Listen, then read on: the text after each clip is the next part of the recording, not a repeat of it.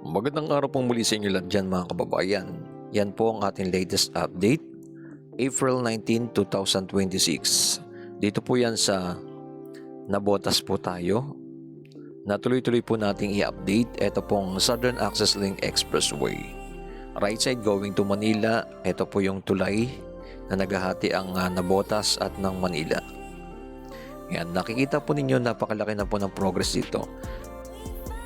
Tuloy-tuloy po natin itong i-update para mabigyan kayo ng mga impormasyon at mga latest na kanilang mga ginagawa. Ayan. Ikot po natin yung ating drone at haba na po ng pahaba yung kanilang mga natatambak dito ng mga lupa. Nakikita nyo po yung mga heavy equipment nila dyan, yung mga truck. Ayan na po oh. Ayan.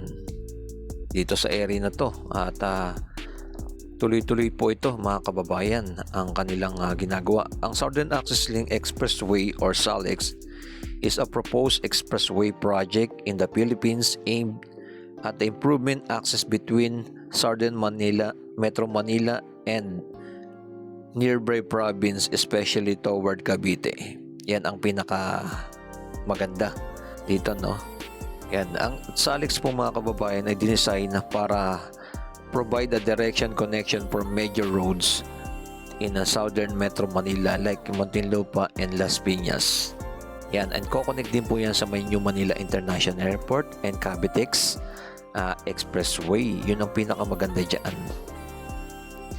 Yan mga kababayan, ang SALEX po ay na-design para ma-connect po no, sa mga major roads na area Muntinlupa and Las Piñas at ma-connect sa South Luzon Expressway at Cavitex Expressway.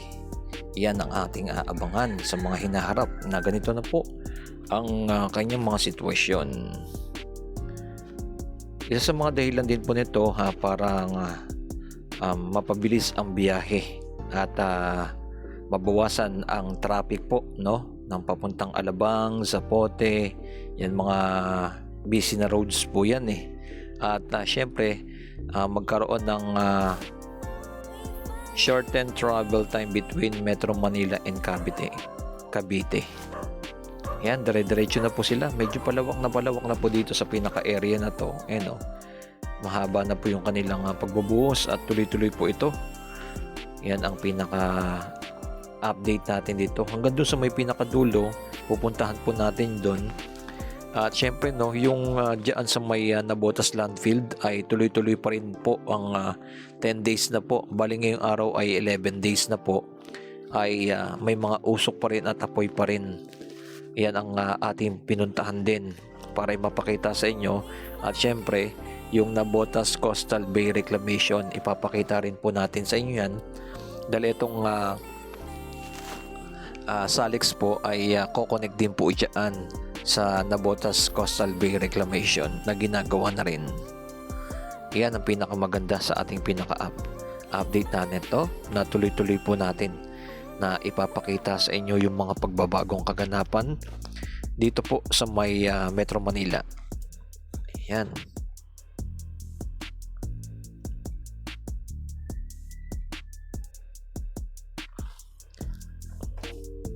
Huwag kalimutan mag-like, mag-share at mag-comment kay Skywalk TV. At nakikita nyo po, eto, nandito na po tayo sa may papunta na po tayo ng Tanza 1 and sa may dulo yung Tanza 2. Yan, makikita po ninyo dito sa area na to. Eto na po yung kanilang ginagawa. Diyan sa may gitna na yan at diniretso natin yung ating drone para mapakita natin sa inyo na meron na po ditong tinatambak na rin po ng mga lupa. Ayan. Kasi hindi lang po sa may pinakaunahan lang po no ng may tulay hanggang dito at dire-diretso na po dun sa may pinakadulo. Bali ang ginawa nila hati-hating area. Iyan ang ating aabangan na ito po'y expressway na papunta sa may New Manila International Airport. Ayan, ano po ang inyong masabi dito?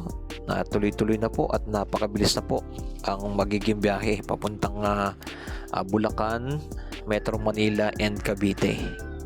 Iyon po ang pinaka purpose ng ginagawa po nila nitong Southern Access Link Expressway.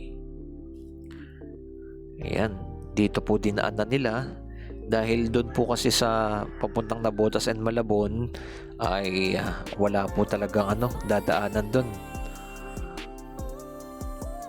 Kaya ito po yung pinaka the best way going to Bulacan.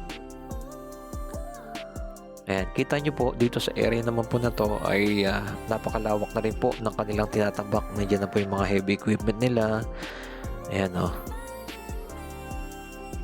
Dito sa area na to. At meron pa din sa may pinakadulo, ganon din doon. Tatambak din sila doon. Papunta sa may Tanzato na. Ayan, dire-diretso na po yan kanilang ginagawang pagtatambak. Nakita mo niyo po yung umuusok pa rin sa may pinakadulo. Yan po yung Navotas Landfield na ating pinuntahan. May mga latest update tayo doon na ipapakita natin sa inyo. Dahil actual video po natin yan na pinuntahan. Yung hanggang ngayon na umuusok pa rin dyan. At papakita ko po sa inyo. Pero ito po muna, dito po muna natin ikot yung drone. Napakalawak pa po ng dito sa right side na ito magkakaroon ng cover dito, no. Tingin ko baka sa mga hinaharap ay matabunan na rin po ito ng mga lupa. Ganon po mangyayari niyan. Parang kagaya sa may Manila Bay, no. Nagkaroon ng papuntang Cavite, may mga bahagi na area ng tinambakan na rin ng lupa, no. Baka ganun din po mangyari to sa mga hinaharap. Hindi posible na pag nakaroon na ng expressway dito.